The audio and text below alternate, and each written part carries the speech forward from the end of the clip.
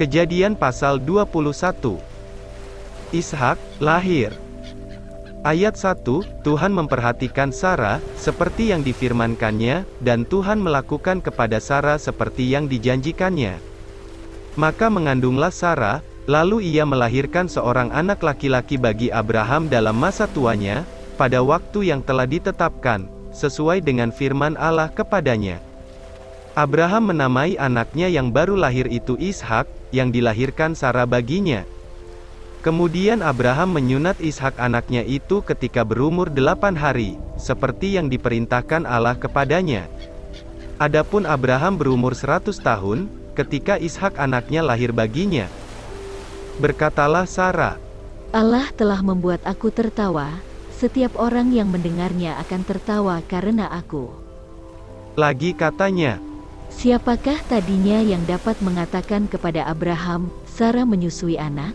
Namun aku telah melahirkan seorang anak laki-laki baginya pada masa tuanya. Abraham mengusir Hagar dan Ismail. Ayat 8, bertambah besarlah anak itu dan ia disapih.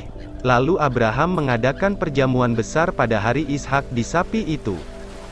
Pada waktu itu Sarah melihat, bahwa anak yang dilahirkan Hagar, perempuan Mesir itu bagi Abraham, sedang main dengan Ishak anaknya sendiri.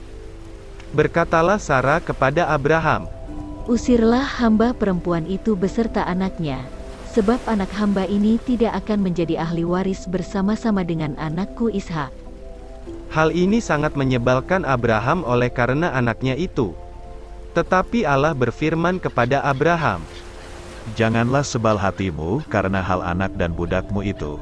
Dalam segala yang dikatakan Sarah kepadamu, haruslah engkau mendengarkannya, sebab yang akan disebut keturunanmu ialah yang berasal dari Ishak. Tetapi keturunan dari hambamu itu juga akan kubuat menjadi suatu bangsa, karena ia pun anakmu. Keesokan harinya, pagi-pagi Abraham mengambil roti serta sekirbat air, dan memberikannya kepada Hagar. Ia meletakkan itu beserta anaknya di atas bahu Hagar, kemudian disuruhnyalah perempuan itu pergi. Maka pergilah Hagar dan mengembara di padang gurun Beersheba. Ketika air yang dikirbat itu habis, dibuangnyalah anak itu ke bawah semak-semak. Dan ia duduk agak jauh, kira-kira sepemanah jauhnya, sebab katanya, Tidak tahan aku melihat anak itu mati. Sedang ia duduk di situ, menangislah ia dengan suara nyaring. Allah mendengar suara anak itu, lalu malaikat Allah berseru dari langit kepada Hagar, katanya kepadanya, Apakah yang engkau susahkan Hagar? Janganlah takut, sebab Allah telah mendengar suara anak itu dari tempat ia terbaring. Bangunlah, angkatlah anak itu, dan bimbinglah dia, sebab aku akan membuat dia menjadi bangsa yang besar. Lalu Allah membuka mata Hagar, sehingga ia melihat sebuah sumur. Ia pergi mengisi kirbatnya dengan air, kemudian diberinya anak itu minum. Allah menyertai anak itu, sehingga ia bertambah besar, ia menetap di padang gurun dan menjadi seorang pemanah. Maka tinggallah ia di padang gurun Paran, dan ibunya mengambil seorang istri baginya dari tanah Mesir. Perjanjian Abraham dengan Abimelek. Ayat 22, pada waktu itu Abimelek, beserta Pikol panglima tentaranya, berkata kepada Abraham, Allah menyertai engkau dalam segala sesuatu yang engkau lakukan.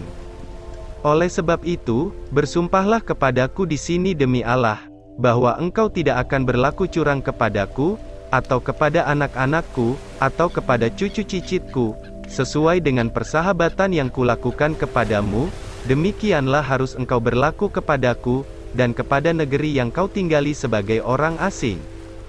Lalu kata Abraham, aku bersumpah. Tetapi Abraham menyesali Abimelek tentang sebuah sumur, yang telah dirampas oleh hamba-hamba Abimelek.